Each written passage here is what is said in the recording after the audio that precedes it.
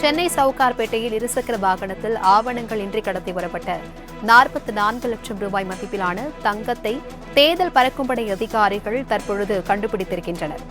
இதுகுறித்தான கூடுதல் விவரங்களுடன் இணைகிறார் எமது செய்தியாளர் ராகவேந்தர். வணக்கம் ராகவேந்தர். தற்பொழுது தேர்தல் பறக்கும்படை அதிகாரிகள் 44 லட்சம் ரூபாய் மதிப்பிலான தங்கத்தை பறிமுதல் செய்திருக்கிறார்கள். விவரங்களை பகிர்ந்துக்கோங்க. வணக்கம்.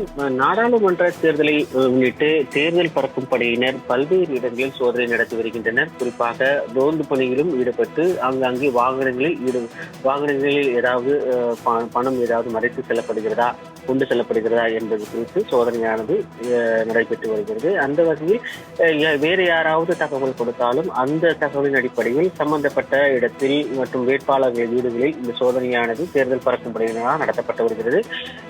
இந்த நிலையில் சென்னை சவுகார்பேட்டை மில்ட் தெருவில் இருசக்கர வாகனத்தில் ஒரு ஆவணங்களின்றி கொண்டு வந்த 44 லட்சம் ரூபாய் மதிப்பிலான 667 கிராம் தங்க நகைகள் பறிமுதல் செய்யப்படுகிறது.